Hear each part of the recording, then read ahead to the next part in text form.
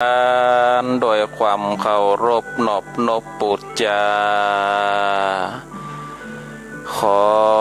ย่อมือ10 นิ้วไว้สาบารมีธรรมครูบาอาจารย์พระมหาเถรานุเถระพระเจ้าพระสงฆ์ทุกรูปทุกตนขอความสุขความสัตย์สดีจงมีแก่ศรัทธาญาติโยมท่านสาธุชนนักศีลนักบุญทุกท่านมาปะกันละเนอมาปะกันแล้วกับรายการมรดกธรรมล้านนากับตนตัวแห่งกระผมอัตมภาพพระครูสังฆลักษณอัตรัตนสิริเจ้าอาวาสวัดหาริกาลามสันมันนะตำบลต้นทงอำเภอเมืองจังหวัดลำพูนก็ได้นำเอารายการมาพบกับศรัทธาญาติโยมท่านสาธุชนนักศีลนักบุญทุกท่านกันเป็นประจำทุกวันพุธเวลา3:30ถึงตี 4:56หรือว่าตี 5โดยประมาณศรัทธาญาติโยมท่านสาธุชนนักศีลนักบุญทุกท่านในวันนี้ก็มาเป็นเจ้าวันพุธที่28เดือนเมษายนพุทธศักราช2564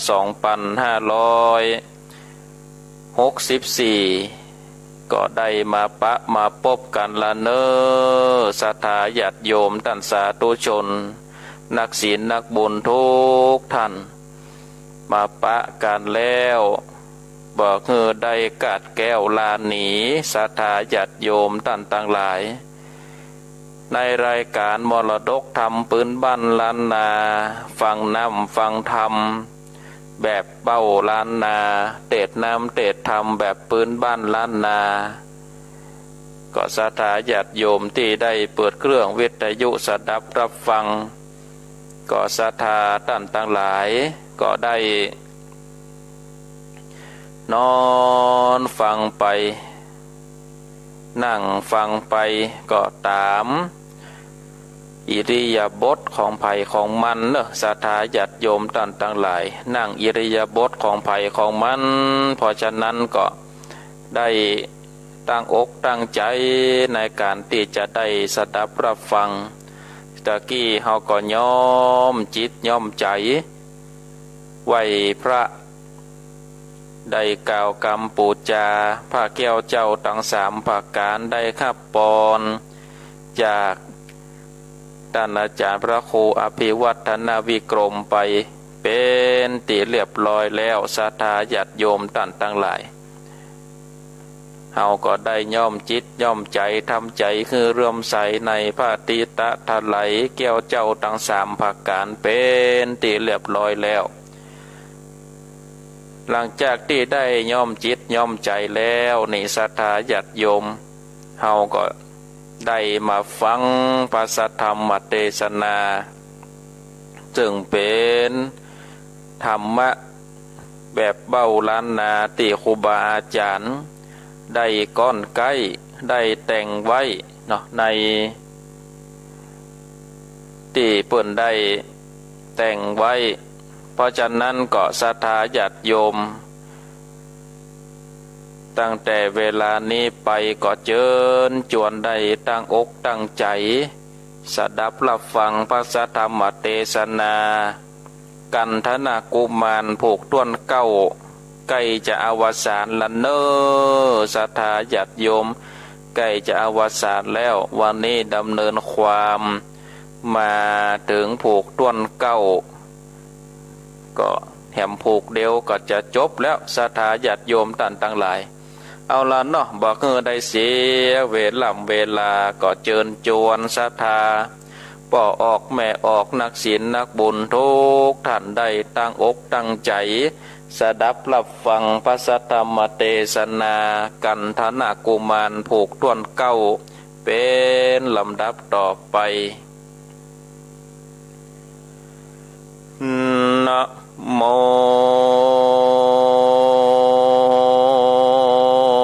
ตัสสะภะคะวะโตอะระหะโตสัมมาสัมพุทธัสสะสันตโวนโดลาสะโพเลสะตั้งหลายมีใจภายเล่งน้อมมานั่งพร้อมฟังธรร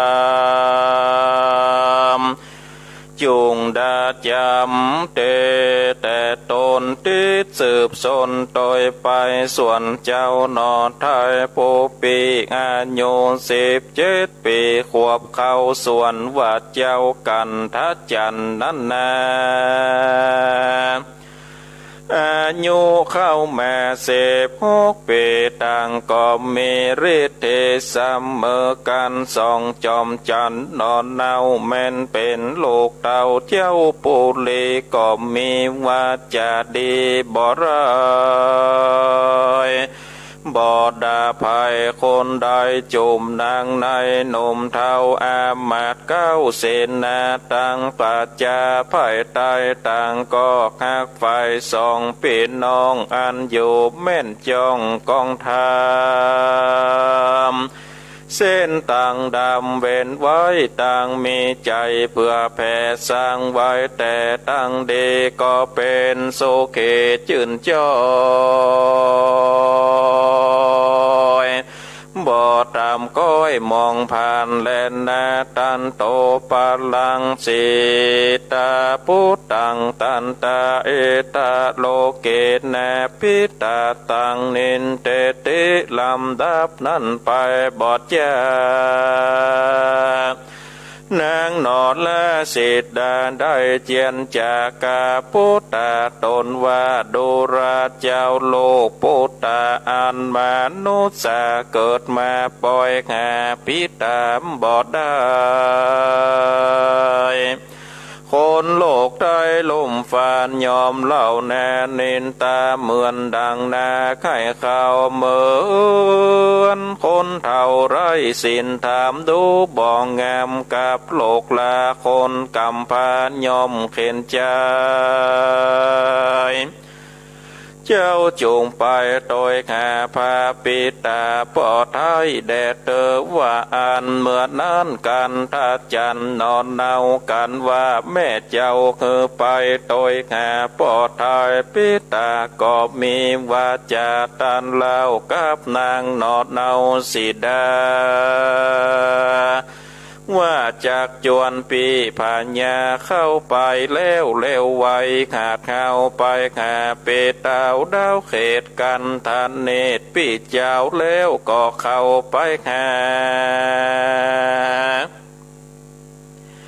จริงเจียนจะไปว่าดูราพี่พัญญาเป็นเจ้าอันแม่เขาจักว่าเธอไปโดยแห่ปอดไทยพี่จักไปสันใดส่วนเจ้าใส่ใจผู้ปี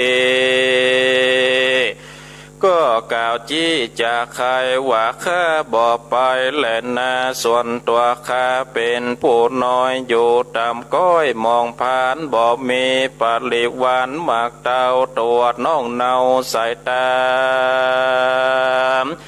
จงไปหาพ่อเจ้าปีจากฝากเจ้าปูเลส่วนเจ้าบนมีนอนน้อยก็ตอบถอยขายแจว่าการค้าไปได้ของนั้นสายวิเศษปีกันทันเนตยาว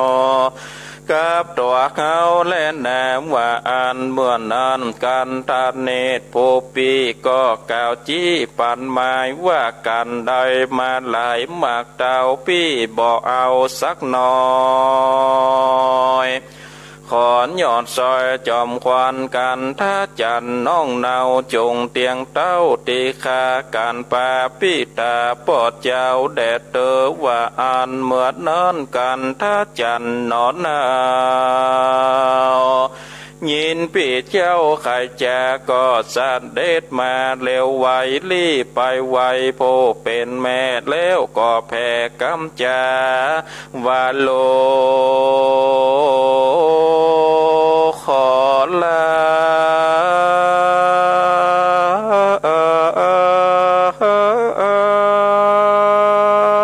แม่ไป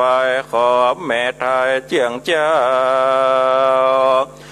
จงโยเฝ้าเวียงใจลูกจากไปพงเจ้าการป่าป่อเจ้าพิตา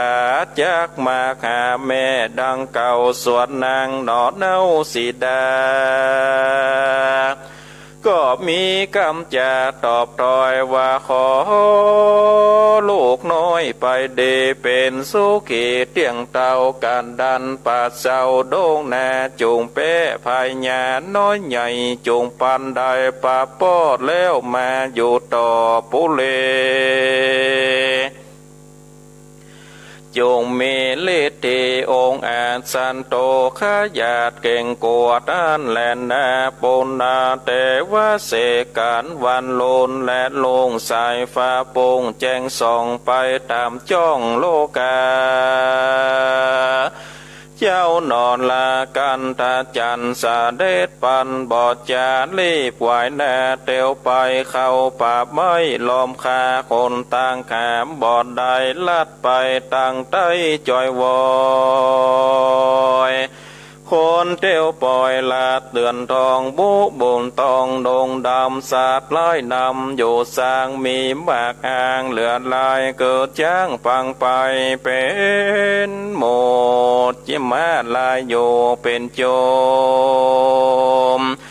กวางข่าวงมกินแย่เสือตัวกามิดลายมันบอกไก่มาคุยเอากันนี่พรักนาคือเจ้าหนอดและเตียวปล่อยจนแต่วันใส่ตำก้อยลาบเหลี่ยมน้อยดอยจันเจ้าการท่าจันก่อนยังจอดแจงแล้วสอดดงนาข้ามดอยผาปัญญาเอาซื่อแน่เป็นไปในดงไผ่ป่าสาวมีหมากเต้าแต่งลายหมากนมควายหมากหาดกินแล้วฝาดลงคอลูกซับหมอกินเป็นยามีน้ำน้ำบ่อน้อยเจ้าหยอดซอยกันตาจันกันว่าหันมีไก่เจ้าก็ใส่เอาเกณฑ์นอดแนเล่นหนุ่มดาวลาดป่าเศร้าตั้งวันก็ไปขันโบกันลานนีดอกบัวมีสนสารดอกป้านบานจำโพจังก่อนโยนใหญ่ๆดอกบัวลายพร่ำพร้อมแดงเหลืองจำลายเสกินขอมีเอาใจกลางน้ำใสโบกันลันเนโปปาเมลายโมลาเล่นโยไปมาในว่านาป่าไม้เจ้าลงไปตาลาแปล้วลงแอบคัดเส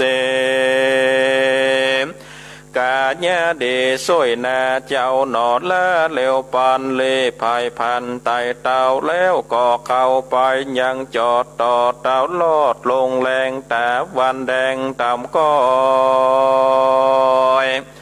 เจ้าหนอนน้อยบนมีนอนกลางดงเรเตือนทองนอนกลางคองเก็มมาปานเจ้ากุมันนอไทยกอดน้อมไว้อินตาว่าขอเมตตาตัวข้าขันหน้าเป็นตาเละลำจากกล่าวรอยมีบอดน้อยนาเดิกลงมามอยน้ำเมยย่อยสว่าเสียงไก่ป่าขันสะซอย เจ้าจิงมอยลาไปแลนาตาสาโกนาเจนาโดยเตจานาบุญปังก่อนก็บอกก่อนสูญไปติเจ้าหนอไทยปั้มเพ่งมาที่นั่งอินตาติลาดคือว่าเห็นปันตุกรรมภาลาศิลาอาจแข่งเต้าราชคุณสวรรค์ก็บันดาลแข็งและคอนเป็นดังก่อนเกณฑ์พาโขนปันตากันเหตุก็ส่องเตพเนตรลงมาพอโลกละเลวปันก็เล็งหันเก้าเกจริงแจ้งเจตเด่นเลวัดเจ้าบนมีกันทัดจันตกดงตันปัญญายตานท้ายอินตาจริงสัตเด็ดมาโพดไว้กันถึงโลกใต้เมืองคนจริงทานแหล่งตนบอดจ้ากาเป็ดหน้าเป็นลานสีเปแล้วเขียนไว้ตีนาภาวาดาบนี่นาการยาเศษนักแม่นว่าจากฟันอันใดลมฟันลมเห็นพาเลือจากกว่าฟันเงาก่อนจะเข้าสู่มอนลานนาอ่านปิตาปอดเจ้ามาหลอดดันถึงตินนี้แล้วก่อนนี้ไปเมืองใหญ่อันไม่เจอวายวาตากาศิลากันเจ้ามาหลอดแล้วจงเอาดาบแก้วนี้ไปว่าอันเมื่อนั้นปัญญาอินตาเจ้าก็สันเด็จเล่าขึ้นสู่ในที่อยู่แห่งตนและนาปุณาเทวาเสกันวันโลนและลงสายฟ้าโปงแจ้งส่องไปตามจ้องโลกาสาโกนามวลโมบินกันอยู่ไปมาเจ้านอนลากันทัดจานก็เลวปันขาดข้าวรีบได้เต้าเตียวไป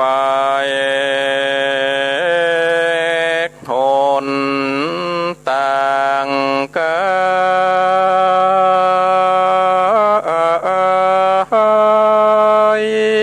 บอกโหดลายลอยโยดกันนั่นนะนายอาลัญญาป่าไม้เมน้ำใหญ่ไหลมาคืออาโนมาใหญ่กว้างหลายผ่านข้างดอยผาเจ้าไก่กาดันสอดคำไปลอดฝั่งนาแล้วก็เติงดอยผาลูกใหญ่มีชื่อไว้ว่าเขาสุเมโลมาเจ้าน้อยนาดกันทาจันก็อาจสัจจะก็ไปขานนาผามีหนังสือนาโตใหญ่เจ้าก็ได้อาจดูก็ได้คู่แลเข้าใจความคู่ในได้ดีเจ้าบนมีบอดจะเอาดาบดำกระขมเขียวแล้วรีบเตียวสู่ห้องเข้าสู่เตต้องดงไผ่เจ้าลาดป่าไม้ดงแน่7 วันมาควายจอดจริงไปลอดดาวเขตลวงประเทศเมืองตากาศิลาวาอันและนาเตเนจากวันนั้นนาจัดเล่าถึงตนเจ้าพญาตากาศิลาบาปกาการได้ฆ่ากันถัดนาเจ้าอันเป็นปอดเจ้าพุทธาเต้าก็มาก่อนใจจะกินบ่ได้นอนบ่ได้ตนเต้าไตตากาศิลาจริงคือหมอโกลามาตวาย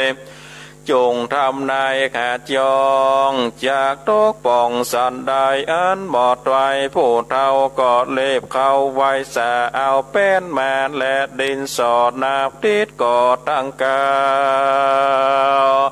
จนถึงเสาลำดับมาตามโคตรลาบอกไว้แล้ววางเหล็กได้เป็นทานบวกคูณหารและเศษก็แจ้งเจตเป็นแม่หมอโคตรลาผู้เท่า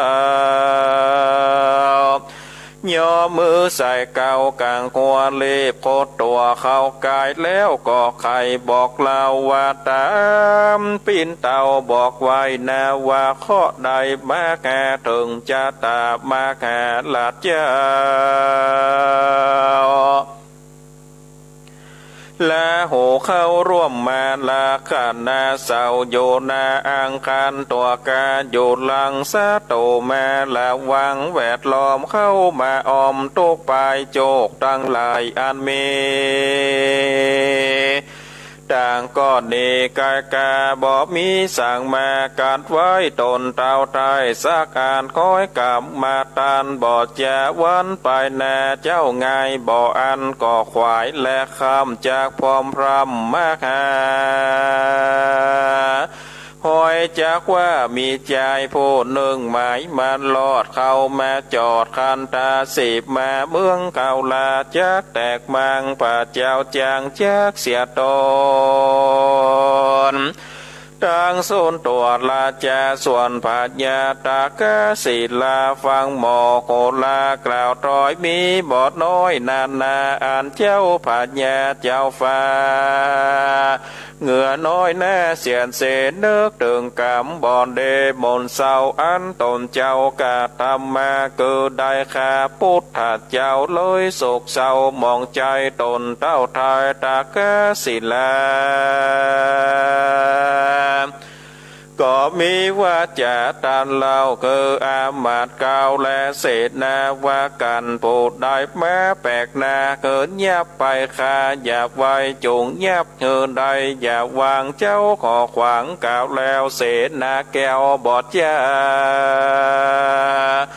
รีบไหวแน่เร็วปานแล้วปาแกมอยู่เฝ้าประตูเข้าเวียงใจแหลมนาตั้งตาในกาดละนั่นการเจ้าการทัดยันกุมารลาดดงดานป่าไม้15 วันได้บ่เศษก็ไปลอดเขตอาณาตากาศิลาเมืองกว้างโคนอยู่สร้างหลวงลายขอเกินใหญ่เป็นทอยโคนใหญ่น้อยยิงใจเตียวคว้าควายสนแสนไปตำกันภัยมันพ้องจากกันกาโอเสียงดังอยู่เนืองนั้นพ้องปากันแบกไม้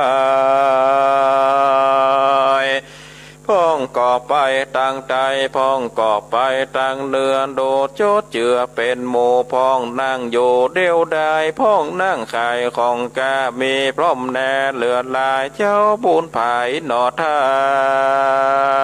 ยเตียวเข้าใกล้ปุลีกันเสนามีหลวงลายป้ากันยายเป็นตาพ้องกำพาดและออกเบนนาออกมาแค่พ้องตือปืนศิลานาไม่มีพร้อมควายสับปานในกาลละนั้นอามาตย์เก่ากันเจ้ากันทัดจันก็เลี้ยวปันกาดข่าวรีบมาบอกเต้าผาดแย่ว่าผู้ขาตั้งหลายได้ขันใจหนุ่มดาวมันได้เข้ามาอยู่อาณาเขต10 มาเมืองเขาตนเต้าเจ้าตากาศิลากอดลำเปิงหาหมดไว้ว่าจากมีใจมาแค่จริงมีว่าจะตันลากาบอามาตย์เก่าผู้ใหญ่ว่าจงให้กองใจคือดังไปตัวกองดังตัวต้องอาณาตากาศิลาเมืองใหญ่คือเจ้าไพรไต้ปัจจาตั้งโยธาอาจกาจงพร้อมนาเลวไวคือปืนใหญ่คาบศิลาขอโคมจาหน้าบายและปืนใหญ่ปืนพาว่าจงอย่าจะคือขาตนเต้าลาดปัญญาก็คือโยธาต่างหลายไปเงียบใจหนุ่มน้อยโยธาเป็นร้อยเป็นพันเข้าฝูงนั้นบอดจาก็ตือเอาพระขอกดาบเลื่อมมาแมบต่อตาแล้วก็มาแวดล้อมปูดจะปาการมาอมเจ้าไว้บ่อเกิดได้ออกไปแล้วเขาไล่ฟาดฟันเจ้ากันทัดจันบอดจาการข่าวฟันมาก็ฝีกฝ่าวลบหลีกไปมาปล่อยจากว่าบอดตองในแข่งของตนใจข่าวต่างลา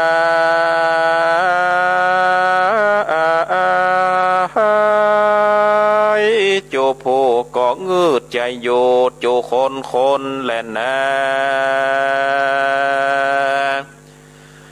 อันทาในการละนั้นใส่เจ้านอนทายกันถ้าจันบุญมีก็ถอดดาบดีเงือทาคือดาบกากาญญาสิทนันเมลิดองอาจเจ้าก็ฟาดฟันบอดยา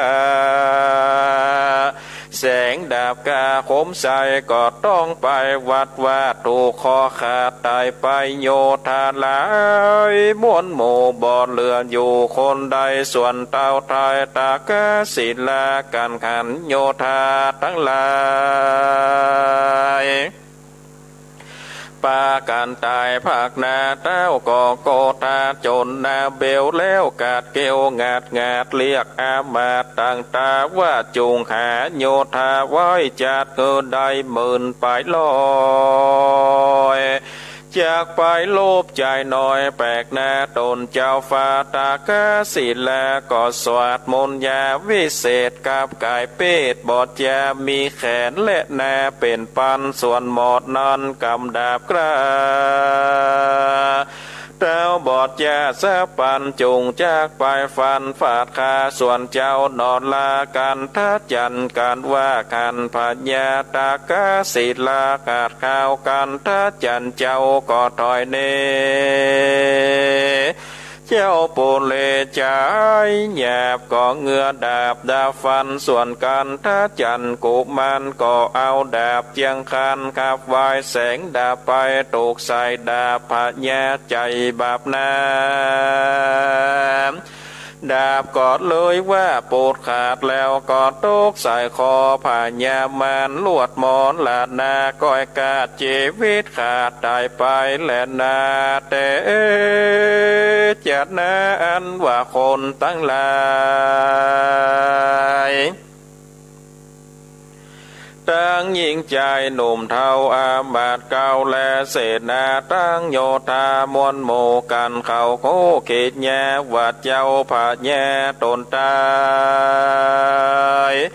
เขาต่างหลายจูโพก็คืนมาอยู่ที่เก่าตากาศิลาเล่าเวียงใจคนไปในและนอกอยู่เดาขอกสีมาตั้งเศษนาอามาพระมัดนาจาดและอาจารย์ก็ปาการเปิกษาว่าบาดนี้นาเมืองเขาก็ได้เปล่าเสียวางและขากล่างพญากันเขาลาดละไว้จุ่มเต้าไทยต่างเมืองโยธาเลืองมนโมพญาอยู่แดนไกลก็มีใจบาปเศร้าจากเข้าเบียนคุยอันปูดเลกว้างใหญ่จากเดือดไม้เป็นไม้ฝูงยิงใจไผ่ฟ้าจากต่ำจ้ามองใจกวนเลวไวอย่าจะปาจะฟ้ากุมารบุญสมปานมากกวางแมนอยู่สร้างเวียงใจเขาตั้งหลายจูผู้โคของอยู่เนืองนานแล้วปากันไปขาดแล้วก็อาราท่านนาตนเจ้าฟ้ากันตาจันและนาท่านโตปาถาเนียแต่ด้านไปนาบ่อเนินแจ้ถึงนานเจ้ากุมันหนอทายกันว่าได้เป็นพัญญาอันเสนาและอามาตก็อภิวาทวันตาว่าข้าแต่พญาเจ้าฟ้าอันผู้ข้าตั้งหลายก็ขอถวายของเดคือไม้เต้าเนวิเศษแงติปฏิเจียงคานเจ้ากุมารเอาไว้อันของใจเนนาจุมมูคาคักษาเป็นของพญาเจ้าฟ้ากันฐานะนอดลาบุญมีบัดนี้ได้ตายแล้วกับกายเป็นคำไปอันว่าไม่เต้านี่นาเก้ามันจี้อันใดก็หากจากได้ถึงตายการเอาไปจี้เขาก็จะคืนเล่าเป็นมาสวนว่างแงจ้างกู้อันมีอยู่ด้านซ้าย การไข่ได้อันใดก็จากได้ตันตาคือเอาขินผาใส่ไว้หากจากได้มีมาตั้งโยธาจากมาอาวุธกล้านาจากได้มาสะปันและนาเมื่อนานเจ้าการตาจันนอนนอยินกำตอยเสนาอันใดมาจากใครถึงเต้าตายกันฐานาเจ้าฟ้าก็โหได้ว่าเป็นป่อจริงถามต่อไปว่าดุราเสนามวลโมอันแตนคำโยเตดใดโยไกหรือไกนั่นจะอันเสนาหนุ่มเท่าก็บอกเจ้าบนมีว่าจากนี้บอกกายมีข้างเวียงใจเมืองใหญ่เจ้าหนอท้อยกุมารปาเสนาหารมวลมากเตียวออกจากปูนเลโขนต่างมีไว้ตาบอดเดินจ้าถึงนานก็ถึงสถานเต้าทายก็ขานแตนคำสายวันวาดดูงามสะอาดเลือดตาฝูงเสนาไผ่ไตกอดย่อมือใส่ต่างเก่าน้อมไว้เล่าสาธุการส่วนเจ้ากุมันหนอทายก็เอาไม้เต่าวิเศษมีฤทธิเดชนานามจีเต้นคำนั้นอันใสโดยเตจยาไม้เต้าองค์อาจเจ้าน้อยแนดพุทธาก็คืนมาดังเก่าเป็นคนเล่าเหมือนเดิมแลนะอันเสนาปาจาลาดและอามาตผู้เท่าก็ปาเจ้าคืนสู่ในที่อยู่เวียงใจแลนาสัทธาอันว่ามากาสัจเจ้าตนหนุ่มดาวกันฐานะกุมาร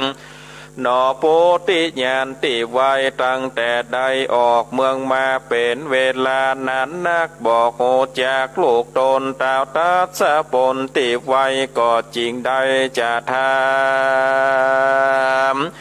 ว่าดุราจะย้ำหนอนน้อยนาจืนจ้อยมีสีอยู่ผู้ลีต่างเตศอยู่ประเทศแดนใดบ้านอยู่ไกลหรือไกลลูกที่ใดมาหาหรือเป็นลูกพญาเต้าเจ้าเดิมเก้าเงาเป็นสันไดขอบอกใครเก่าข้าวโคตามมีบัดนี้แดดเตอว่าอ่านเมื่อนั้นกันถ้าจันนอนน้อยก็ตอบถอยกำจาว่าตัวข้าอยู่ไกลเป็นสันใดนางหนอท้อยสีดาอยู่จำปานากรใจคนต่างกายบอกโหดลายลอยโยดกานาส่วนหนอพุทธาหนอนาหูว่าเป็นลูกเต่าโตนแล้วก็อมลูกแก้วคืนมาแล้วทำข้าแม่อันอยู่แก่ปูเลจากสวัสดิ์สันเดเตียงเต่าหรือโศกเศร้าสันได้หนอท้ายกันทัดจานก็บอกปันพ่อเจ้าตั้งแต่เก้าถึงปลายโดยปาลิยายหลายหลากการทัดนักฝากฟังแล้วก็มีใจผ่องแผ้วเจยบานหนอโปติญาณเต้าเจ้าจริงขาดนิ่งเล่าในใจว่าจากคือหนอน้อยคือเจ้าหยอดซอยกันตาจันกุมารจากมีสมปานมากน้อยหรือตามก้อยสันใดจาบจากฮือใดแงวิเศษเครื่องติบเตศทั้งหลายจริงเรียกเจ้าบุญภายหนอไทยมานั่งใกล้องค์ขามแล้วไข่กำบอกเล่าว่าดุราเจ้าแก่นไทยปอดในไข่คือได้แงจากไว้กับเจ้าจงลองดูเล่าพุทธาเอาหินผาใส่ไว้ลูกใครได้สิ่งใดแขกจากใดตันตาจากไหลมาเติมก้ามคือหลวงล้ำภายมันแหล่นนาเมื่อนั้นเจ้ากันทัดจันหนอน้อยฟังกามต้อยปิดตาเจ้าบอดจาสะปอนลีภายพานไตเต้า ก็เข้าไปแค่สองแงวิเศษอันมีฤทธิเดชนำนาจแล้วเอาหินผาเข้าใส่ก็สมดังใจประการหนอโปติยันติวายส่วนเต้าไตปุ่นทาจริงเอาแงวิเศษเครื่องติบเทศโป่งปันคือเจ้าการทัดยันกุมารผู้มีบุญสมปานมากดาวว่าดูราเจ้าโลกาแก่นไทยเจ้าจงคืนไปที่เก่าเกิดจำปาดเล่าทานีแล้วจงมีเมตตาเป็นเจ้าฟ้าพาแย่จงคุณนาพระน้อยใจห้อยยิงใจแม่นมียศหลายอาจกามีคำคากองก่ออย่าไล่ต่อคนผ่านแม่นขอดานมาไกลอย่าได้ไล่เขาเนแม้นเขามีเล็กน้อยจงได้ปล่อยวางตาลแปลงใจบ้านจืนจอบอย่าล่วงขอบศีลธรรมตามดังกรรมโบราณบอกเล่าว่ากันเป็นเจ้าผู้ใหญ่คือคักไพร่ปัจจาเป็นโขนนะคือคักหมู่กันเป็นโปคือคักลานกันเป็นควานคือคักลูกบ้านกันปากตานก้อยขายคานไข่กินนานจุงแถมของฝากกันยามจากไปไกลเปิ้นอะไรทำข้าแม่นจากว่าเตม่วนอย่าแวเป็นเท่าแก่อย่ากล่าวกำขานจุงมันคือตานอย่าขาดอย่าประมาทศีลธรรมกามอันดำหมัดไม่จงเว้นไว้วางลาส่วนภาวาดนานันสายกาตามไปข้ามเจ้าจากเตียงเต้าตีคากอดจากป่าปนจากต่างตกแยกอบายการว่าตายลาภาคดาบจิตจากเมืองคนจากเอาตนไปเกิดที่ผาสุดอันดีการเจ้าบุญมีแก่กาบุญจากกว่านำไปจากได้ไปเกิดจันฟ้าเลิศคงสวรรค์และนาเนที่ตั้งขิญญาสร้างวันนาวิเศษจากห้องเขตกันทานาผูกเก่าปังเมื่อหนอดเจ้าพุทธา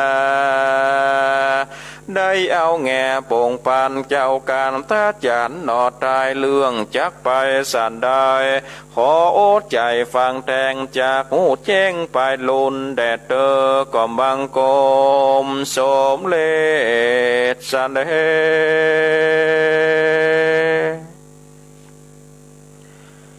เอาละศรัทธาญาติโยมท่านสาธุชนนักศีลนักบุญทุกท่านบัดนี้การได้เทศนาธรรมกันธนากุมารผูกต้นเก้าก็ปริปุนังจบลงไปเป็นที่เรียบร้อยก็มาเร็วพอเวลาศรัทธาญาติโยมท่านสาธุชนนักศีลนักบุญทุกท่านก็เหลือเวลาแถมนักอยู่นะ40 กว่านาทีก็จะได้สรุปเนื้อหาใจความสำคัญให้กับศรัทธาญาติโยมท่านสาธุชนท่านทั้งหลายได้สดับรับฟังกัน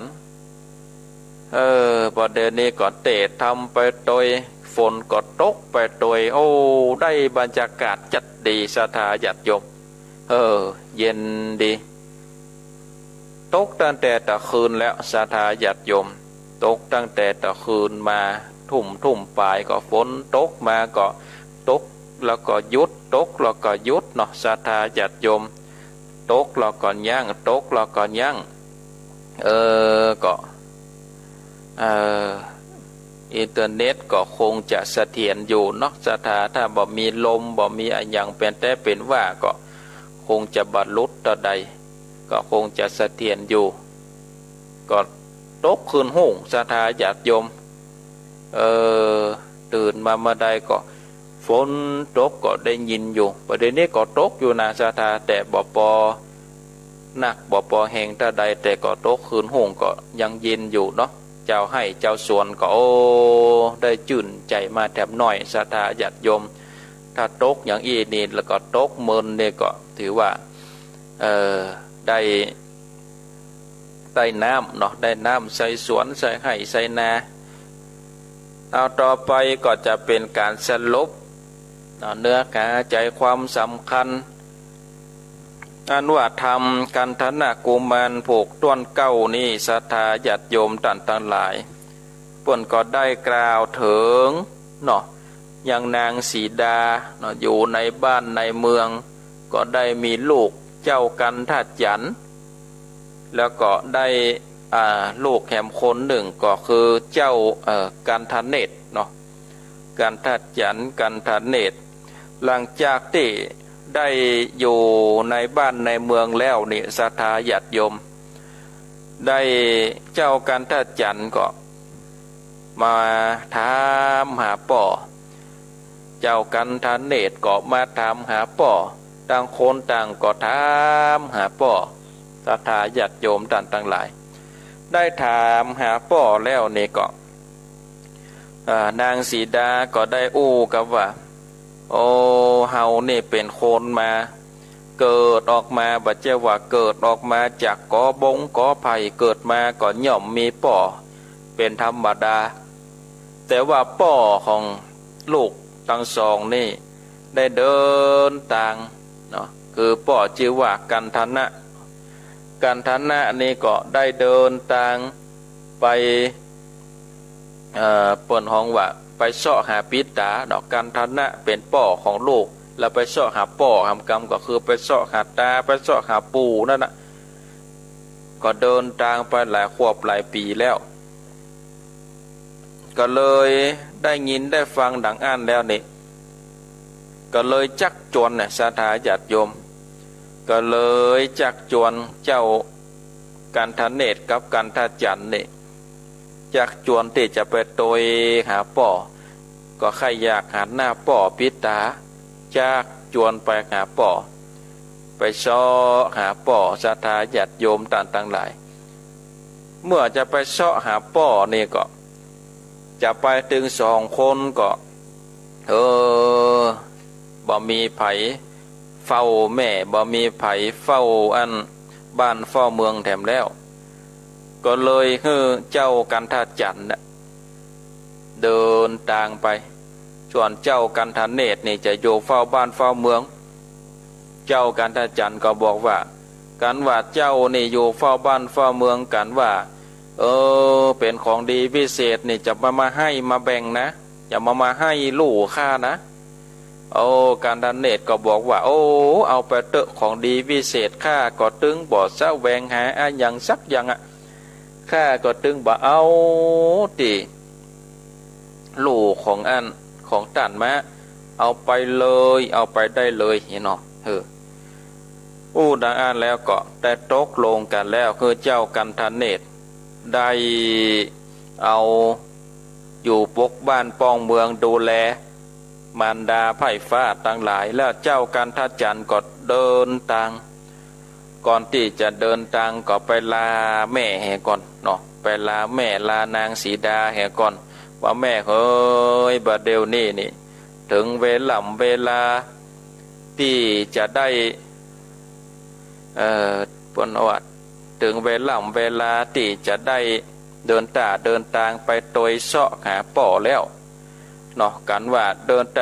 ทางเสาะหาป่อแล้วนี่ก็จะได้ครอบครัวเฮาก็จะได้มาอยู่โดยกันอย่าง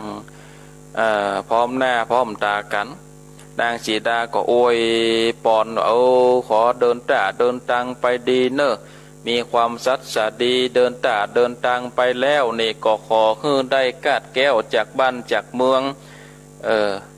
จากได้กาดแก้วจากพญาอนตรายตั้งหลาย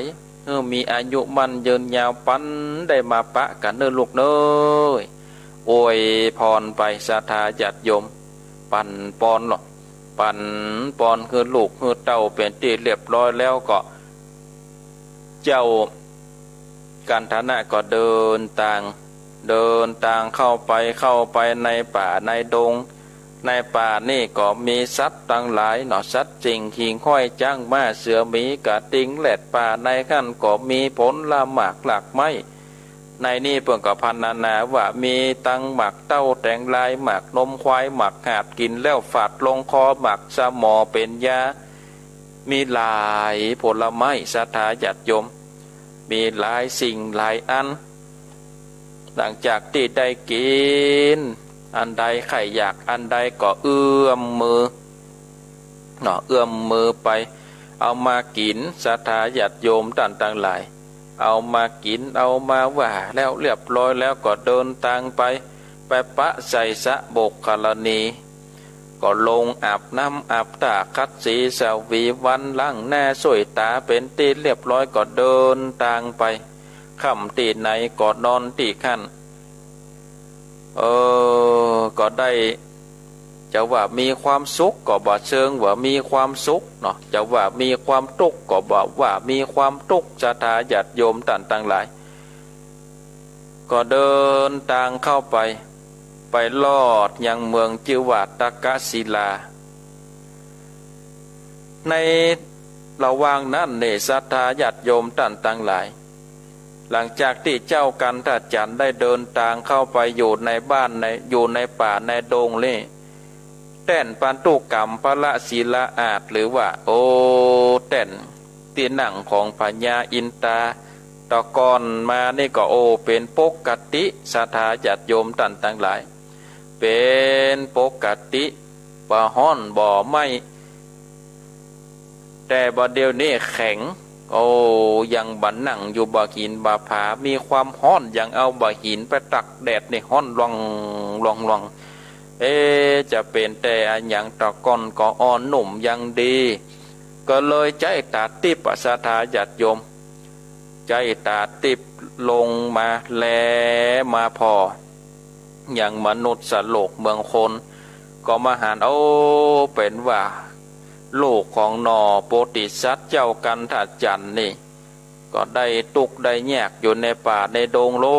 ต่อไปก็จะไปปะใส่เจ้าพญาผู้มีใจบาปจะแย่ใดดี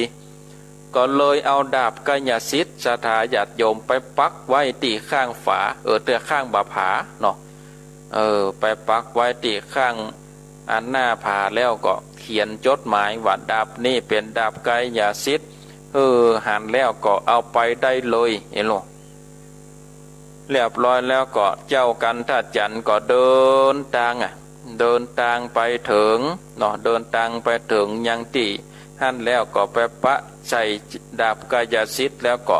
เอาดาบกายสิทธิ์ไปเอาตีตัวไปเดินทางใกล้เข้าบ้านเข้าเมืองแล้วศรัทธาญาติโยมหลังจากที่ได้ใกล้เข้าบ้านเข้าเมืองนี่ก็ได้ไปพักยั้งอยู่ที่ปักประตูบ้านประตูเมืองหลังจากนั้นเพิ่นก็ได้กล่าวไปถึงพญาตกศิลาหลังจากที่ได้ฆ่าเจ้ากันทนะหืดตายไปแล้วก็ได้ลักเอาของดีวิเศษเปิ่นก็คือเอาไม้เต้ากับงาจ้างเอาไว้ใจอยู่ได้มาบ่เมินบ่นานศรัทธาญาติโยมต่างๆหลายเจ้าพญานี่ก็เป็นตุกอกตุกใจบ่ฮู้ว่าเป็นจัดใดกินบ่ใดนอนบ่หลับจะกินก็บ่กินบ่ลงจะรับก็รับตาบ่ลงก็เป็นตุกศรัทธาญาติโยมต่างๆหลายก็เป็นตุกอกตุกใจบ่ฮู้จักแยะสันใดบ่มีที่เปิ้งแล้วศรัทธาญาติโยมก็เลยไปหาหมอโหราเอามาตอยหรอเอามาทำนายมาถามเมื่อเนาะบ้านเฮานี่ไปถามเมื่อมันจะมีสมัยเดียวนะศรัทธาญาติโยมเสาะหาเมื่อหาหมอก็มีตั้งแต่สมัยดึกดำบรรพ์มาแล้วก็เลยไปเสาะหาเมื่อเนาะไปเสาะถามเมื่อหมอโหรามาตอยหมอโหราก็เอาแป้นกระดานมาเขียนเลขมาบวกลบคูณหารแล้วก็ตำนายตายไปตามที่หูมาว่าชะตาของป่อพญานี่ เข้าถึงเกณฑ์จัตตามีลาหูร่วมเข้ามาลัคนาเสาอยู่หน้าอังคันตัวก้าอยู่หลังไอ้โลนว่าเคาะนี่มามดเอาจัตตาในช่วงนี้บ่ค่อยดีเนอะศัตรูจะมาแวดหน้าแวดหลังแล้วก็จะมีคนนี่เข้ามาในบ้านในเมืองทำให้ป่อพญานี่จะบ้านเมืองนี่จะแตกมั่งเลยนะไอ้โลบ้านเมืองนี่จะแตกมั่งไปเลยแตกมั่งไปก็เจ้าพญาก็จะเสียชีวิตนะจะตายด้วยนะออดโต้ป่อพญาได้ยินได้ฟังอันก็กลัวศรัทธาญาติโยมโอ้ก็กลัวแต่กลัวว่าก็เลยสั่งคือเสนาอามาตย์ทั้งหลายได้ไปเกิดพอเฝ้าพอประตูบ้านประตูเมืองกันว่าคนใดแปลกหน้าแปลกตามาก็ยับค่าคือเสียงเนอะเห็นหรอยับค่าคือเสียงจะไปคือมันได้รอดชีวิตเข้ามาในบ้านในเมืองค่าคือตายหมดเลยค่าคือตายแล้วก็เอามันไปขว้างเหี้ยบ่จะคือเข้าบ้านเข้าเมืองมันยุ่งบ้านยุ่งเมืองค่าหลังจากนั้นนี่เจ้ากันตาจันก็เดินทางเนาะเดินทางเข้าไปประจวบเหมาะเข้าไปพอดีคนทั้งหลายที่ผ่านประตูบ้านประตูเมืองพ่องก็ไปกล้าไปขายพ่องก็แบกไม้พ่องก็ไปตั้งในพ่องก็ไปตั้งเหนือพ่องก็นั่งอยู่บ่ได้พ่องก็ไปขายของในกัดตำลีคนที่เฝ้าในประตูบ้านประตูเมืองก็หันโอ้คนนี้นี่บัดเจ้คนบ้านเฮาเมืองเฮาโลนี่จะมีแต่ว่าศรัทธาญาติโยมคนถึงบ้านถึงเมืองเนาะจะจำหน้าจำตาได้กะก็ว่าหน้าตามันจุ่มใจบ่คนบ้านเฮาก็จะมีเหมือนกันนะเนาะศรัทธาญาติโยมหมดเตื้อเฮาหันหน้าบ่ใจอันพอหน้าอย่างคนบ้านเฮานี่พอหน้าอย่างคนทางใต้บ่พอหน้าอย่างคนทางอยู่ทางใต้บ่พอหน้าอย่างคนทางประเทศนอกพุ่นนะพอหน้ามันจะอย่างคนไทยนี่เนาะก็ถือแม้ว่าบ่ฮู้จักหน้าจักตาก็คงจะอนุมานเนาะศรัทธาญาติโยมคงจะอนุมานไว้ว่าโอ้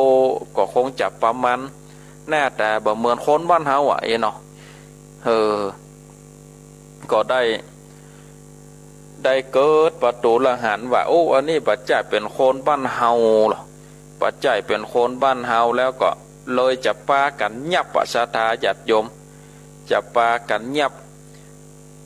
เราฟังไปบอกป่อพญาหูว่ามีใจคนหนึ่งนะป่อพญาเดินทางมาถึงบ้านถึงเมืองแล้วนี่จะเนี่ยได้ดีพระเจ้าค่ะนี่โลป่อพญาก็บอกว่า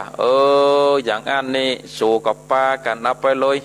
เอาไปเป็นกองปันเอาไปเป็นกองหมื่นเอาไปเลยเอาไปยับเอาเขาตะลายกับป้าเอาทหารไปล้อมเนาะไปล้อมแล้วเจ้ากันทจันนี่ก็จะคัดขืนเนาะศรัทธาญาติโยมต่างๆหลายจะคัดขืนก็ได้โซ่ฮบกันล่ะต่างคนต่างยกดาบมาฝาดมาฟันกัน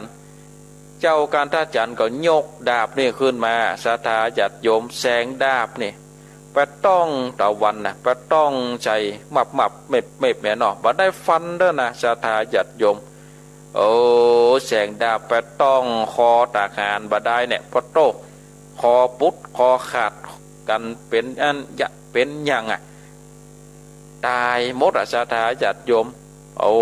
ดาบนี่ก็มีฤทธิ์เตจะแต่ว่าเนาะมีฤทธิ์เตจะขนาดก็แสงมันบ่ได้ศรัทธาญาติโยมมับเว็บไปต้องใจคนทั้งหลายก็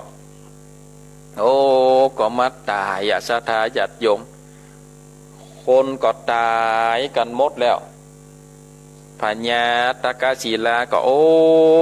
คนเดียวสู่เขานี่เป็นบ่ฮู้กี่ร้อยบ่ใจลายกานี่ไปเอาไปแถมแต่กี้เอาไปปันบัดนี้เอาไปเป็นหมื่นห้า2-3 หมื่นก็ไปปากันเอาไปแล้วก็หลังจากที่ได้เอาไปแล้วนี่ศรัทธาญาติโยมก็โดนแสงดาบของเจ้ากันทจันนี่แสงดาบก็ฆ่าตายหมด จนถึงว่าโอ้ป่อพญาว่าบ่ได้การแล้วโลก็จะต้องออกไปบัญชาการคนเดียวล่ะโอ้จะต้องออกไปบัญชาการคนเดียวแล้วก็ยำเป็นได้ไปสู้รบกันศรัทธาญาติโยม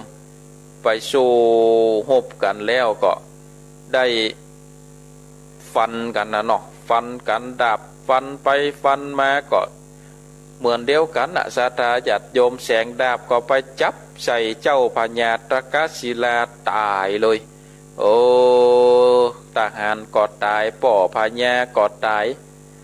ทหารทั้งหลายที่ขันว่าป่อพญาตายเนี่ยก็เลยปิกคืนมาศรัทธาญาติโยมปิกคืนมาแล้วก็เลย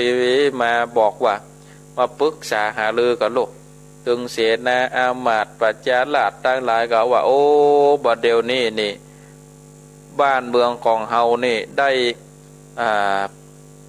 ด้ว่างเนาะได้ว่างป่อพญาถ้าเฮาบ่มีป่อพญามาปกบ้านป้องเมืองนี่แหมน้อยนี่พญาที่มีใจขาดใจแห้วจักมาลู่มาจริงเอาเนาะมาลู่มาจริงเอาทำให้บ้านเมืองของเขาเนี่ยจะไปเป็นเมืองขึ้นของคนอื่นโอ้บัดได้ละเจ้าพญาก็บ่มีราชพุทธาสืบบ้านปองเมืองเลยเขาจะเนี่ยจะได้ดีได้ได้จ่าละศรัทธาญาติโยมท่านทั้งหลายได้ได้จ่าปรึกษาหารือกันเนาะปรึกษาหารือกันว่าจะเนี่ยจะได้ดีคนทั้งหลายก็บอกว่าในเมื่อเจ้าพญาเขาตายด้วยมือของเจ้ากุมารคนนั้นนี่ก็เปิ่นก็มีเตจะฤทธิ์ที่เขาก็สมควรที่จะได้อาราธนาเนาะไปลาธนาคือได้มาเป็นเจ้าพญาปกบ้านป้องเมืองของเฮานี่ก็จะหันว่าได้นี่หรอกคนทั้งหลายก็โอ้อันก็ตกลงตามนั่นกะตกลงตามนั้นยกมือเนอะฝ่ายขันโตยยกมือคนทั้งหลายก็ยกมือศรัทธาญาติโยมคนทั้งหลายยกมือเป็นที่เรียบร้อยแล้วก็เลยได้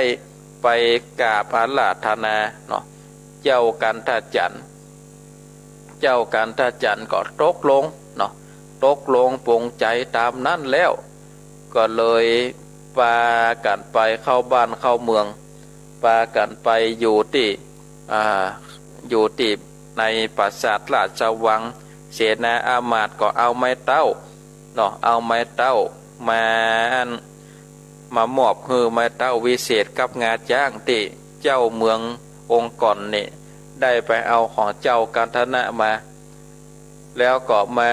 บอกว่าเนี่ยเป็นของดีวิเศษที่ข้าทั้งหลายได้รักษาไว้เนาะได้รักษาไว้ก็เพราะว่าอันนี้เป็นของเจ้ากันทนะเจ้าเมืองเจ้าฟ้าองค์ก่อนแต่ว่าเจ้าเมืองบัดเดียวนี่อันเปิ่นไปลู่ไปแย่งไปชิงมาเจ้ากันทนะนี่ก็ได้ตายแล้วก็ร่างนี่ก็กลายเป็นแต่นคำกอดล่างนี่ก็เปลี่ยนแต่นคำเจ้ากันทจันทร์นี่ก็โอ้คงดังอันแล้วก็เลยถามว่าแล้วแต่นคำนั่นอยู่ที่ไหนปาข้าไปกับลบหลังจากที่ปาไปแล้วนี่ศรัทธาญาติโยมปาไปแล้วก็ไปขันใส่แต่นคำเจ้ากันทจันทร์ก็เอาไม้เต้าเนี่ยเก้าจี้ตายปลายจี้เป็นก็เอาปลายเนี่ยจี้ไปก็เลยได้ฟื้นคืนมาเนาะเป็นเจ้ากันทนะเหมือนเก่าหลังจากที่ฟื้นคืนมาแล้วนี่ก็ได้ได้จะได้ถามไถ่สารทุกข์สุขดิบกันแล้วก็รู้ว่าเป็นพ่อเป็นลูกกันก็เลยถามว่าโอ้ก็เป็นลูกเป็นพ่อกันแล้วนี่ก็ได้หันอยู่เนาะได้หันอยู่ว่าก็เลยมาถามศรัทธาญาติโยมต่างๆหลายว่าโอ้ว่าอันแม่เป็นจะได้พ่องเห็นเนาะแม่เป็นจะได้มีความสุขสบายดีก่อเจ้ากันทจันทร์ก็เล่าเจ้ากันทนะฟังกันทนะก็โอ้มีความปรับปลื้มใจ ได้หู้เป็นลูกแล้วก็เลยมอบเนาะมอบเอางาจ้างเนี่ยศรัทธาญาติโยมมอบเอางาจ้างนี่ฮื้อไว้หวานนี่เป็นของดีวิเศษการว่าลูกใครได้อันใดก็เอาบ่หินบ่ผานั่นนะใส่ไว้ในงาจ้างเนาะหลังจากใส่ไว้ในงาจ้างแล้วเด็กก็ได้บนว่าใครได้อันใดก็ปรารถนาเนาะปรารถนาใครได้อันนั้นก็ลองเนี่ยพอเนื้อลูกเนื้อเห็นลองเนี่ยลองทำพอ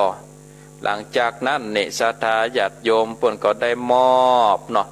ได้มอบไว้คือเป็นที่เรียบร้อยแล้วศรัทธาญาติโยมทำผูกต้วนเก้าก็ปริปุณังจบลงไปเป็นที่เรียบร้อยศรัทธาญาติโยมท่านต่างหลายก็ใจเวลาเทศพอสมควรเนาะศรัทธาญาติโยมฝนก็ตกบรรยากาศก็ปึ้งเนาะฟังธรรมตอนฝนตกมาถึงได้บรรยากาศเนาะศรัทธาญาติโยมท่านต่างหลายเอาละเนาะต่อไปก็จะได้มาเหลวพอเวลาก็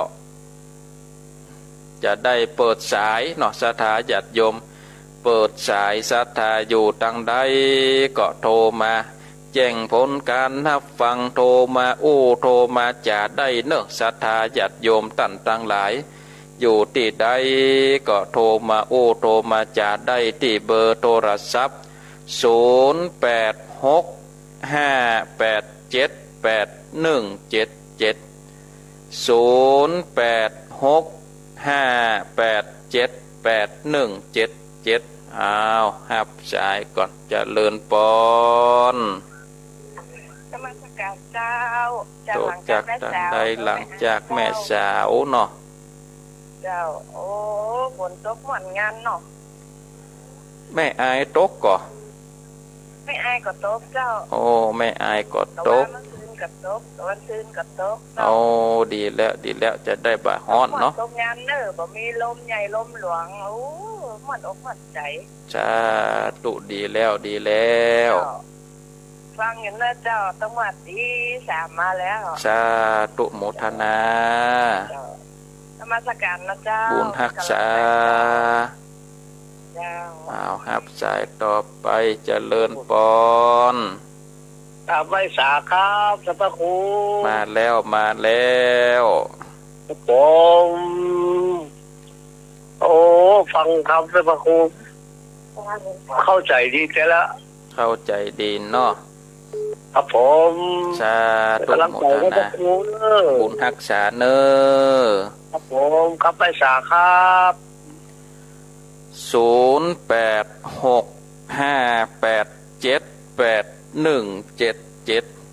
อยู่ทางใดก็โทรเข้ามาเนอะฝนตกฝนซึ้งก็เนาะทางใดก็สามารถแจ้งได้เนอะฟังจากคลื่นอย่างชัดเจนก็ว่าคลื่นขาดหายเป็นจะได้พ่องเนาะก็สามารถแจ้งผลการนับฟังแจ้งที่อยู่โดยเนาะว่าอยู่ทางใดก็สามารถโทรมาได้หับสายต่อไปเจริญปอนเจ้าแก่ไว้สาเจ้าท่านพระครูแม่สุเกี้ยวมันศิลาพรสีเตี้ยมันห้องหลับปูนเด้อได้ฟังทางผูกเครื่องข้าวเจ้าฟังแต่เจ้าเลยเจ้าผูกเครื่องข้าวแล้วเนาะเจ้าเนาะ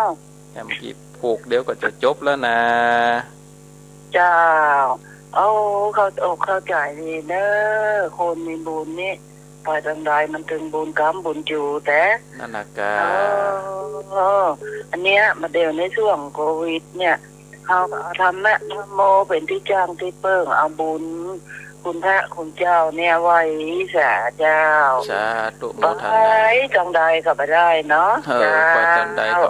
กลัวกันนะเนาะเจ้าอยู่กับบุญเนี่ยเจ้ากลับไหว้สาเด้อจ้าเด้อสาธุโมทนาไปทางใดก็ได้ระมัดระวังตัวเนาะศรัทธาญาติโยมต่างหลายหมอประกาศถึงว่าให้สงสัยคนรอบข้างเราก่อนว่าเป็นโควิดนี่เนาะได้กลัวไว้ก่อนเนี่ยกลัวล่ำก็บ่ดีเนาะประมาทล่ำก็บ่ได้ศรัทธาญาติโยม อ้าวก็เป็นไปตามกระแสโลกเนาะเอาเจริญปอน พระศาสดาเจ้าทำให้ครูไม่อึอิ่มหรือไม่จับเสมอฟังอย่างเลิศแค่ทำยาวเนาะทำมันยาวเนี่ยเนาะเจ้าฟังก็ม่อนสบายใจสบายกายแล้วงานตันครูบาแล้วก็จื่นใจแล้วเนาะจะทาไม่ทราบเนาะโอ้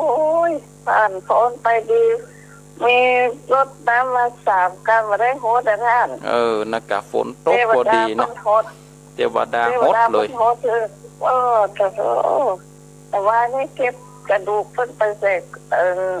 กูน่ะเพิ่นไปตั้งอันอย่างก็ลืมแล้วเรียบร้อยละแล้ววันที่แค่เพิ่นจะตาหลวงเนาะอ๋อดีละกันเนาะดีใจโอ้น้ำตาก็ออกอะท่านครูบุญรักษาเนอไว้จ่าเนอไว้จ่าทั้งครูไว้ฟังก็หลายวันออกไปการไปงานจ่าบุญรักษา0865878177จะเลินปอนนมัสการเจ้าฟังอยู่เด้อเจ้ารู้จักตั้งใดฉันพระเจ้าแดงโอ้ฉันพระเจ้าแดงบ่ได้โทรหากันมึนนี่เนาะแต่ก็ฟังตลอดฟังทุกองค์เจ้าสาธุโมทนาเจ้าชัดเจนดีเลยเจ้าชัดเจนดีเนาะฝนตกก็บ้านที่ตกกับเจ้าโอ้ถ้าจะไขว้กันนี่เนาะตกลายเนาะน่ากะตกบ่หลายแต่ก็ตกแม่นล่ะเย็นนี่ก็ขอพี่กำลังใจด้วยจ้าสาธุโมทนาเนอเจ้าไหวสาเจ้าบุญรักษามีเกาะเข้ามาเรื่อยๆเนอะศรัทธาญาติโยมโทรมามาจากกันเนี่ยเปิดโอกาสเพื่อโทรเต็มตีนี่เจริญปอนครับไหวสาท่านพระครูมาแล้ววางตลอดนะท่านเด้อฝนตกก็ตั้งเจดีย์3 ยอดโอ้ตกแพทแซ่บๆท่านคืนหุ่งนี่เนาะก็พอดีเหมือนกันเนาะมันตกพอดีก็พอเย็นเหมือนกันนะเย็นครับเย็นครับไหวสาท่านเด้อสาธุโมทนาครับกำลังใจสาธุบุญรักษา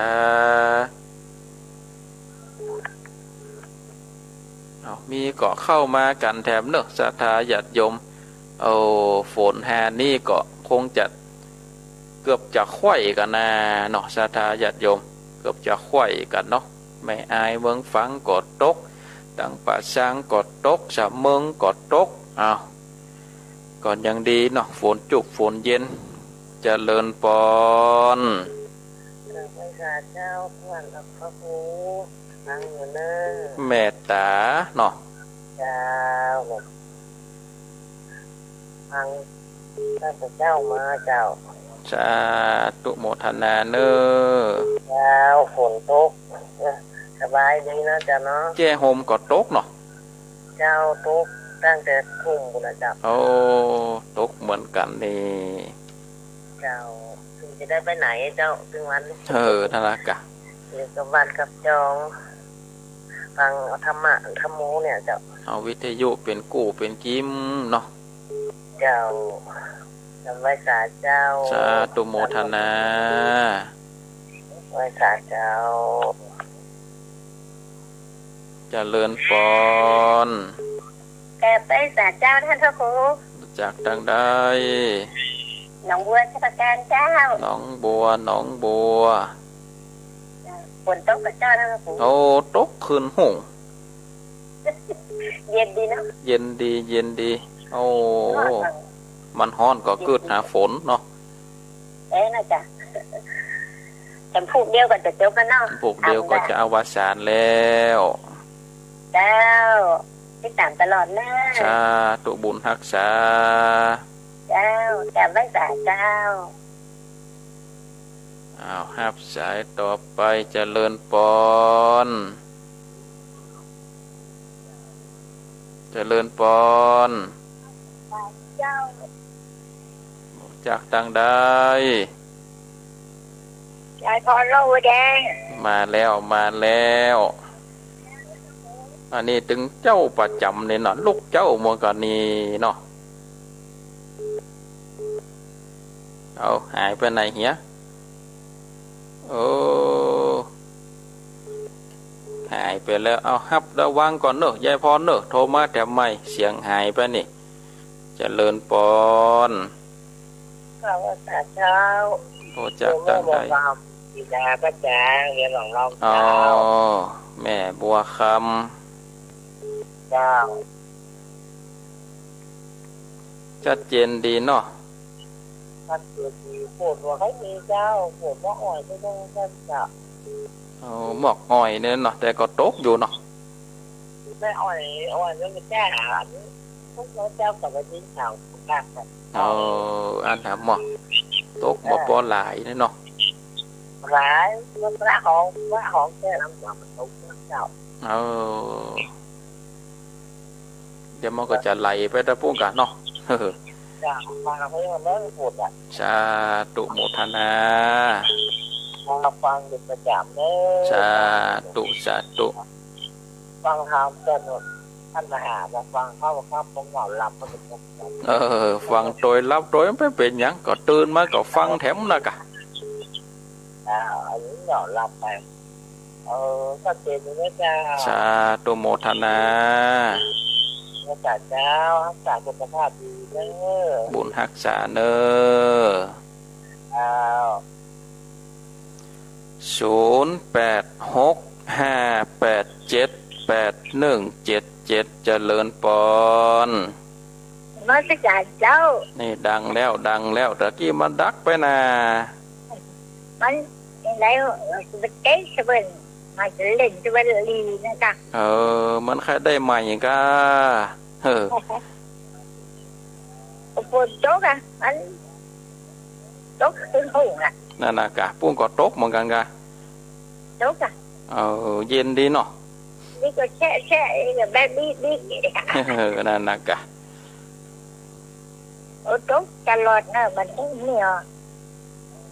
ดีแล้วเย็นดีแต่วันเมื่อวานมันร้อนนะเนาะอากาศว่ามันร้อนก็ใครคือฝนตกมันตกแล้วก็จะไปจมมันกะจมมันก็ว่าไอ้โหฉนนี่อ่ะโหฉนแห้งแดดแล้วกันแห้งแดดแล้วมันได้ไปวัดละเนาะสาธุโมทนาเนออันนี้ที่อันเองกับเจ้าเนี่ยการเจ้าไปได้หรือไม่ได้อ่ะนะกะเอาวิทยุเป็นมูกเป็นกู้เป็นกิมฮะเนอสาธุโมทนาบุญรักษาเนอเอากับข้าวพูนั่นแหละเอาครับสาธุเจริญปอนไว้สาเจ้าท่านพระครูมาแล้วมื้อไหนตักหากันโตหากันเนี่ยเนาะจ้าฟังตลอดเปลี่ยนเฮือเปิ้นโทรพ่องกันเนาะเจ้าฝนก็อ้อยคืนหุ่งเนี่ยมันบัดตกเป็นหานะน่ากะป๊อกแป๊กเนี่ยหมอกกอบมือรับเนี่ยหมอกตื่นมาก็ได้ยินเสียงไม่แห่น้อยไงเนาะเจ้าแต่มันอากาศนั้นก็เย็นดีเนาะน่ากะม่วนดีปีนี้ปีหนึ่งไปว่ามันลงมวยนะฝนนะน่ากะก็ตามปกติตื่นปกติว่านี่เนาะเจ้าปีใหม่ปกติว่าฝนก็จะหลายปีแล้วมันแรงเกินน่ะน้ำแห้งโมดปีนี้เป็นว่าน้ำเหมืองก็ไหลมาแล้วล่ะน้ำก็ไหลโลกก็ไหลเนาะโลกก็ไหลมาโลกอยู่โลกมันก็ไหลมา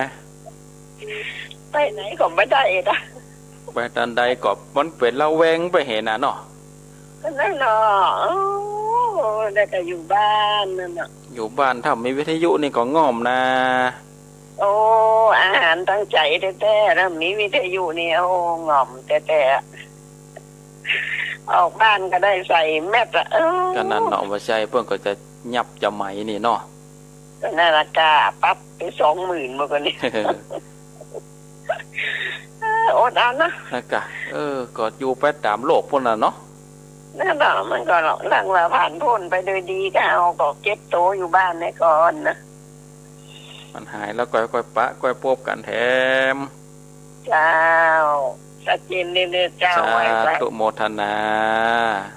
เจ้า ก็อยู่ไปเนาะตามภาวะเหตุการณ์บ้านเมืองเนาะศรัทธาญาติโยมต่างๆหลายอยู่ไปฟังไปตามเหตุการณ์บ้านเมืองเอาหับสายเจริญปอน นักการครับพระครูครับ โตจากต่างใด มาจากอำเภอมันโป่งครับ บ้านโฮง ครับผมขอถามไม่ได้พระครูครับ ว่าจะได้ อันนี้ท่านพระครูสังฆรัตน์เนี่ยครับ แม่นแล้ว อยู่วัดไหนนะครับ อยู่วัดหาลิกาลามสันมันนะต้นธง หลับปุนนะ อยู่ละปูนเนี่ยกะ อ๋อหลับปุนนี่ไงนี่ผมมาฟังนี่มันเน้นแต่นี่มันบอกอันผมก็รู้ว่าอาจารย์มันโยงเสียงเหมือนกันน้ำเหลือ มันคล้ายกันเนาะ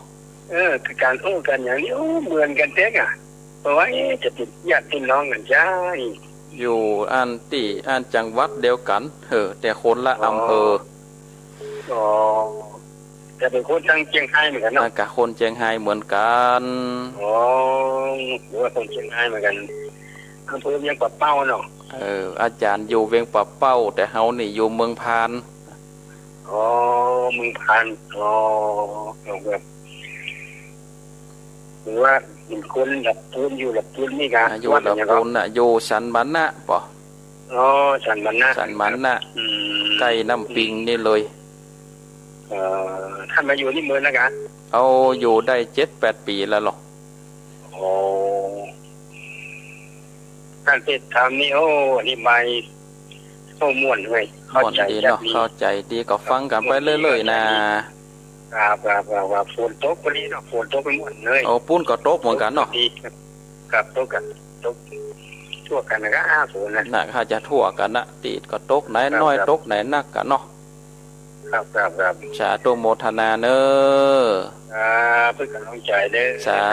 ธุบุญรักษาน มัสการครับ เอาหับสายต่อไปเจริญปอน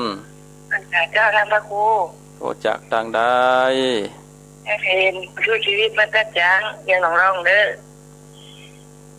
ชัดเจนดีก่อ จ้าเจนเจ้าคำแม่คำมั่วเนาะท่านพระครูเนาะ ฟังตาเจ้าแล้วกะ เจ้าฟังมักษามองป่านะเจ้า เอาฟังมาตาเจ้าแล้วนี่ จ้าฟังไงกันจ้าถ้าเจนด้วยกำลังใจท่านพระครูแล้วจ้า สาธุโมทนาเนอบุญรักษาอ้าวหับสายนั่นหลุดไปแล้วก็จะหับสายไปกดวางเปิ่นเหียเอาเป็นอย่างเนอะเอาเข้ามาแถมกำ0865878177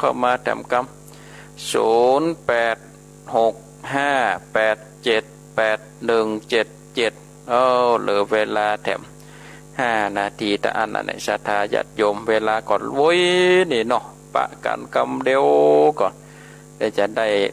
ลาจากแล้วปะกันดำกำก็ปุดหน้าปุ่นแล้วศรัทธาญาติโยมเจริญปอน ไว้สาเจ้าท่านพระครู โตจากต่างใด จากเวียงป่าเป้าเจ้า เวียงป่าเป้า เวียงป่าเป้า แม่ เจ้า กันทันนีนี่ฟังทางอินเทอร์เน็ตนี่เนาะ เจ้าแม่นแล้วเจ้า ฟังทุกต้นทุกองค์เจ้า สาธุโมทนาเนอ เจ้า ฝนตกก็เวียงป่าเป้า เจ้าบัดโตเจ้า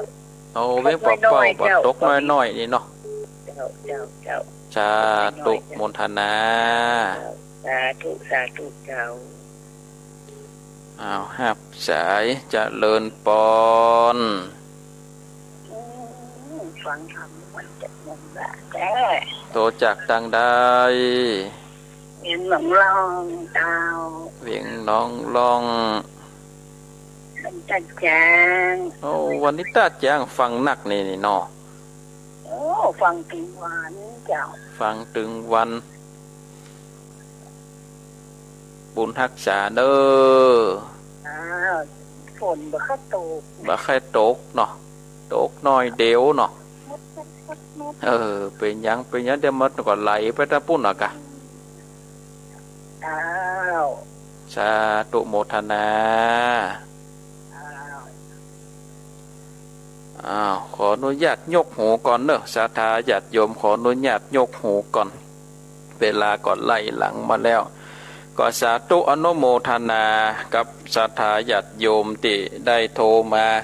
เนาะแจ้งผลการรับฟังโทรมาโทรมาจะเป็นกำลังอกกำลังใจ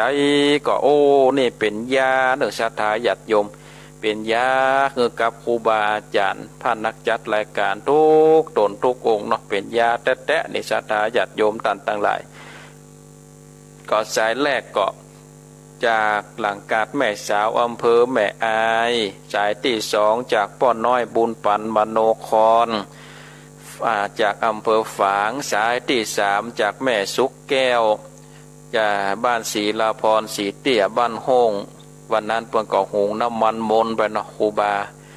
สาวคำสืบตำรับตำลาวัดหลวงศรีเตี้ยก็หุงน้ำมันมนต์เอาไว้ผายโพดกับศรัทธาญาติโยมผ่านไปแล้วสายที่สี่จากแม่อุ้ยอินแม่สาบสำเมิงก็ได้เผาครูบาดวงจันทร์ขันติทาโลไปเป็นที่เรียบร้อยก็แล้วอกแล้วใจศรัทธาแล้วสายที่ห้าก็จากบ้านสันปัจเจ้าแดงอำเภอบ้านที่สายที่หกจากบ่อบุญตันเจดีสามยอดสายที่เจ็ดจากแม่ตาบ้านแม่ตาในแจ้ห่มสายที่แปดจากหนองบัวชัยปราการสายที่เก้ายายพรล่องงัวแดงสายที่สิบจากแม่บัวคำต้าจ้างเวียงหนองล่องสายที่11เกาะยายพรล่องงัวแดงโทรมาแถมรอบแรกนั่นเสียงหายไปสายที่สองจากแม่จันเลือนสายที่13จากบ้านโฮงสายที่14จากแม่เพนต้าจ้างเวียงหนองล่องสายที่15จากแม่กันธานีเวียงป่าเป้าสายที่16สายสุดท้ายจากเวียงป่าเป้านะศรัทธาญาติโยมก็สาธุอนุโมทนาที่ได้เปิดเครื่องวิทยุสดับรับฟังแล้วก็ขอบคุณอนุโมทนาทุกสถานีทุกคืนเนอที่ได้รับสัญญาณ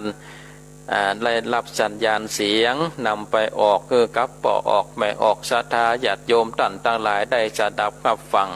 ก็วันนี้ก็รายการมรดกธรรมล้านนาโดยตนตัวแห่งกระผมอัตมภาพพระครูสังฆลักษณ์ธนอัตรัตนศิริตุเจ้าสันมณะเมืองละปูนก็ได้ขอนำเอารายการได้ลาจากศรัทธาญาติโยมท่านสาธุชนทุกท่านไว้เพียงเจ้าอี้ก่อนเนาะวันพุธหน้าหากว่าบัติดธุระบัติดต่างใดสัญญาณอินเทอร์เน็ตปกติก็จะได้มาออกรายการได้มามาจากคือกับศรัทธาญาติโยมท่านทั้งหลายได้สดับเข้าฟังกันแถมเนาะวันนี้ก็พอสมควรแก่กาลเวลาขอ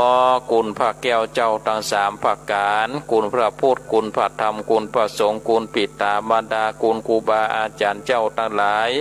บุญญาปาละมีรัศมีกำลังฤทธิ์ของครูบาเจ้าศรีวิจัยสิริวิจัยโยตนบุญแห่งเมืองล้านนาไทยบุญญาปาละมีของพระแม่เจ้าจามเทวีบุญปาละมีของเทวบุตรเทวดาสิ่งศักดิ์สิทธิ์ตัวสากลละโลกจงมาบดดลบันดาลให้กับศรัทธาญาติโยมท่านทั้งหลายที่ได้เปิดเครื่องวิทยุสดับรับฟังในวันนี้ได้อยู่ดีมีสุขปลอดพ้นจากทุกโศกโรคภัยนึกคิดสิ่งใดก็ขอให้สมดังความมุ่งมา่ปรารถนาเหมือนกันทุกท่านทุกคนอายุวันโนสุขังพลัง